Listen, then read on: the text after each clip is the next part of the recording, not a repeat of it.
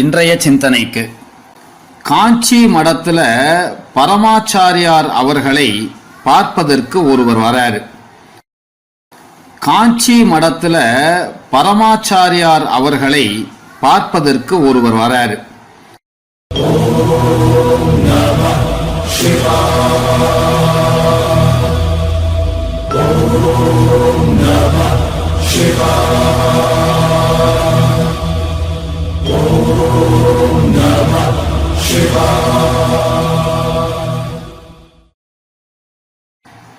சுவாமி, நான் பரம ஏழை, இதுவரை வாழ்க்கையில புண்ணியம் தேடலை, எப்படி கரை தேறுவது, எனக்கு நல்வழி காட்டணும் அப்படின்னு கண்ணீர் விட்டு சுவாமி கிட்ட கேட்டாரு. அதுக்கு பரமாச்சாரியார் அவர்கள், புண்ணியம் சம்பாதிக்க பணம் தேவையில்லை, நல்ல மனசு தான் தேவை, நான் சொல்வதை கடைபிடிச்சா போதும் அப்படி சொன்னாரு. கட்டாயம் சுவாமி என்று பக்தர் சொன்னாரு. சுவாமி எளிமையான 10 விஷயங்களை சொல்றாரு.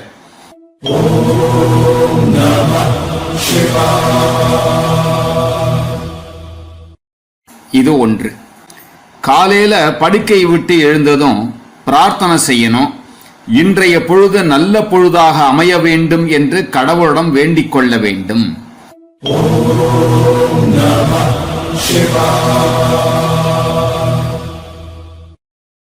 இரண்டாவது, எந்த முயற்சி செஞ்சாலும் கடவுளை பிரார்த்தனை செய்துவிட்டு அவற்றை செய்ய வேண்டும்.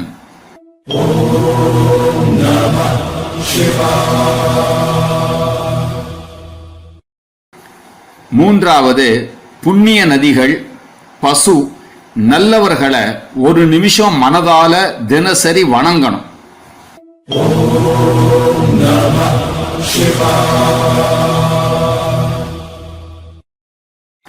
நாலாவது, வாரத்துல ஒரு நாளாவது கோயிலுக்கு செல்ல வேண்டும். ஆலயம் தொழுவது சாலமும் நன்று என்று ஔவையாரின் வழிகாட்டுதலை மறக்கக்கூடாது.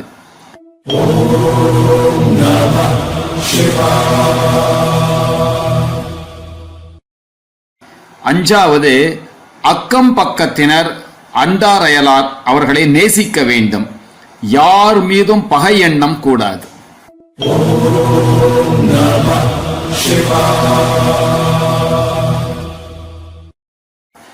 ஆறாவது, சாப்பிடுறதுக்கு முன்னாடி விலங்குகளுக்கு உணவு கொடுக்கணும். குறிப்பா காக்கைக்கு சோறு வச்ச பிறகு சாப்பிடணும்.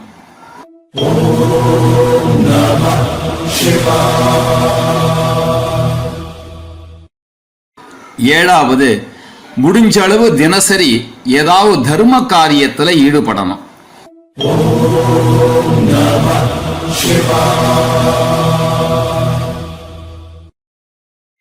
எட்டாவது, நெற்றியில அவரவர் சமயப்படி திருநீரு, திருமண், குங்குமம், சந்தனம் இதை ஏதாவது வச்சுக்கணும். நம்ம பார்க்கிறவங்களுக்கு நல்ல சிந்தனை அதனால ஏற்படும். நீரில்லா நெற்றி பாழ் என்பதை நினைவில் கொள்ள வேண்டும்.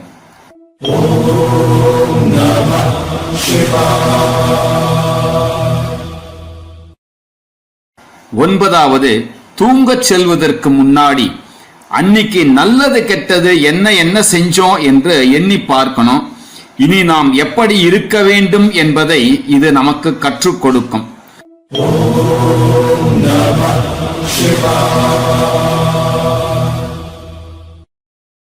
பத்தாவது, இஷ்ட தெய்வத்தின் திருநாமத்தை ஜெபித்துவிட்டு எழ வேண்டும், உறங்க வேண்டும்.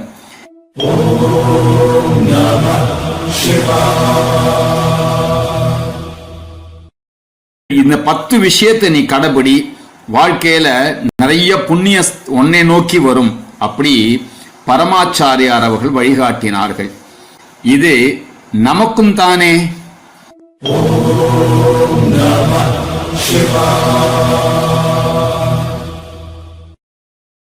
இது நமக்கும் தானே.